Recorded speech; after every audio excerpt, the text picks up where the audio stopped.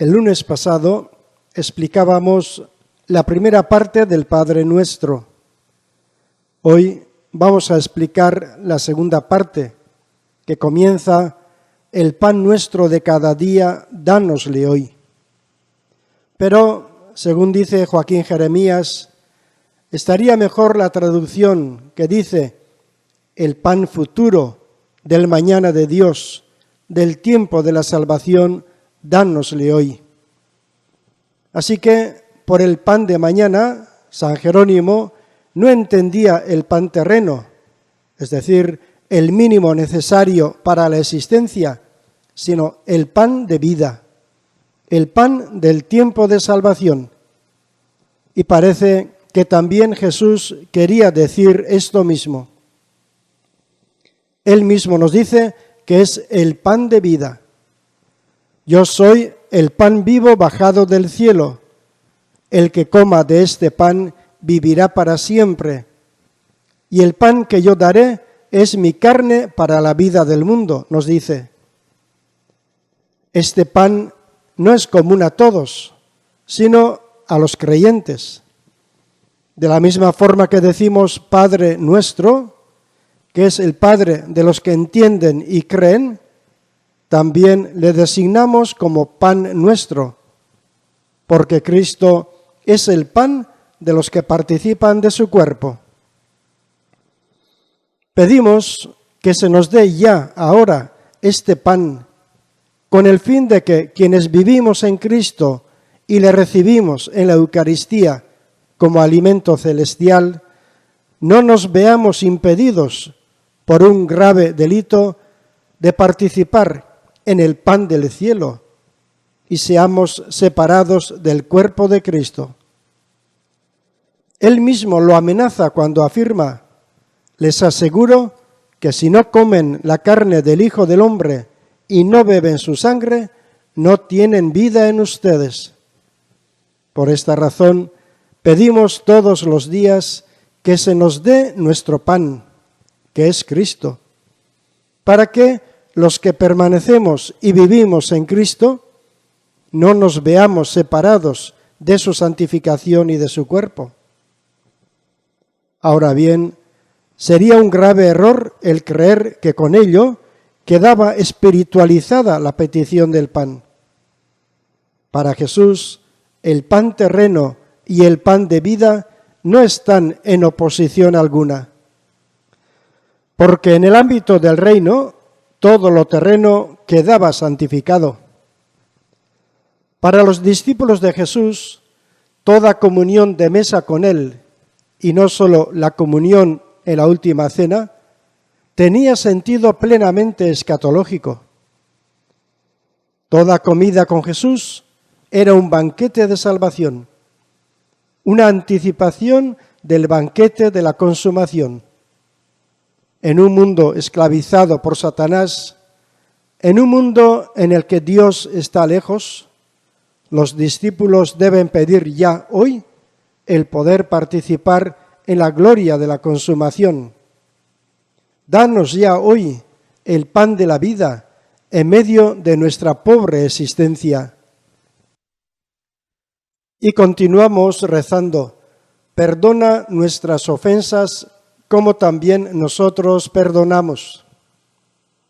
Pero parece que la traducción verdadera sería: y perdónanos nuestras deudas, así como también nosotros, al decir estas palabras, perdonamos a nuestros deudores.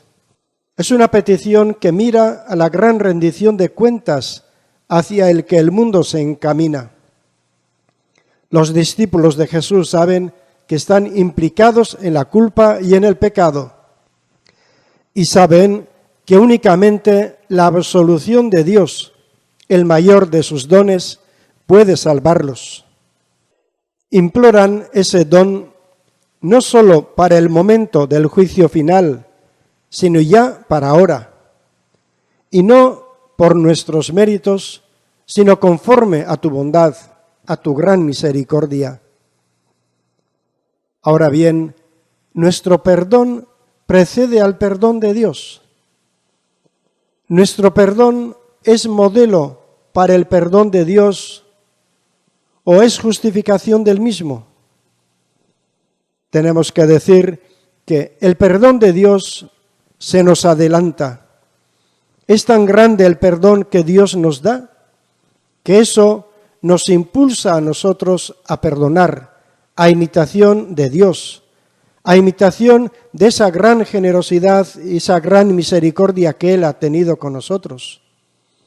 Por eso, esta petición es más bien un recordatorio que a uno mismo le está recordando el propio perdón. Y es una declaración de la prontitud que uno tiene para transmitir el perdón de Dios a los demás. Esta prontitud, como Jesús está acentuando sin cesar, es la condición previa, indispensable para el perdón de Dios. Porque allí donde falta la disposición para perdonar, el pedir el perdón de Dios no tiene sentido. Por consiguiente, los discípulos de Jesús afirman lo siguiente: nosotros pertenecemos al reino, por eso haznos partícipes ya hoy del don del tiempo de la salvación, de ese perdón generoso tuyo, y nosotros lo transmitiremos a los que nos han ofendido. Por lo tanto, estamos obligados a rogar por el perdón de nuestros pecados, para que, mientras pedimos a Dios perdón, tengamos conciencia de nuestro pecado. Y con el fin de que nadie se complazca en su inocencia y cayendo en el orgullo empeore su situación, al mandarnos rezar todos los días por nuestros pecados, se nos enseña claramente que pecamos también todos los días. Esto es lo que afirma el apóstol San Juan en su primera carta. Si decimos que no hemos pecado, nos engañamos y no somos sinceros. Pero si confesamos nuestros pecados, Él, que es fiel y justo, nos perdonará los pecados y nos lavará de los delitos. Y en la última petición del Padre Nuestro decimos: no nos dejes caer en la tentación, mas líbranos del mal.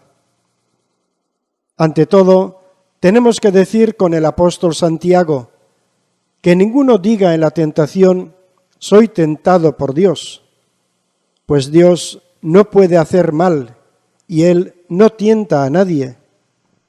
Entonces, lo que pedimos a Dios es que no permita que caigamos en la tentación, que es cosa distinta. Según una tradición antigua, Jesús habría dicho la última noche antes de la oración de Getsemaní: nadie puede alcanzar el reino de los cielos sin haber pasado antes por la tentación. Afirmación expresa de que a ningún discípulo del Señor le será ahorrada la prueba de las tentaciones. Solo está prometida la victoria. Estas palabras confirman que en la petición final del Padre Nuestro no se implora que el orante se vea libre de tentaciones, sino la ayuda de Dios para vencerlas. Se pide el ser protegidos durante la tentación y no el ser preservados de ella. ¿A qué se refiere la palabra tentación? No se refiere a las pequeñas tentaciones de todos los días, sino a la gran tentación final, a la seducción del anticristo, de los falsos profetas y salvadores, es decir, la apostasía, renegar de Dios.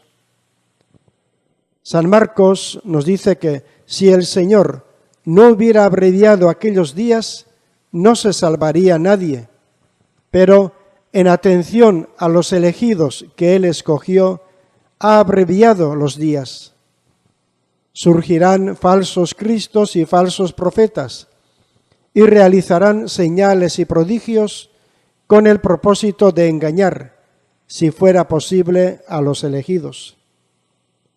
Estén atentos y vigilen, porque ignoran cuándo será el momento. el que persevere hasta el fin, ese se salvará. Esta petición final, no nos dejes caer en la tentación, sino líbranos del mal, que quiere decir, no permitas que caigamos en la apostasía, mas líbranos del maligno, es un grito desde lo más profundo de la indigencia, una llamada de socorro del creyente. Padre, escucha al menos esta oración, guárdanos de extraviarnos de ti y condenarnos. Y para concluir la explicación del Padre Nuestro, es importante aclarar que sería totalmente erróneo sacar la conclusión de que el Padre Nuestro se haya rezado alguna vez sin una alabanza final a Dios.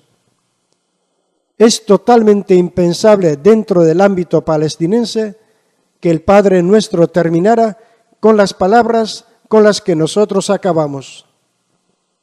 Sepamos que en el judaísmo era usual finalizar numerosas oraciones con un sello, con una alabanza de fórmula libre para el que oraba.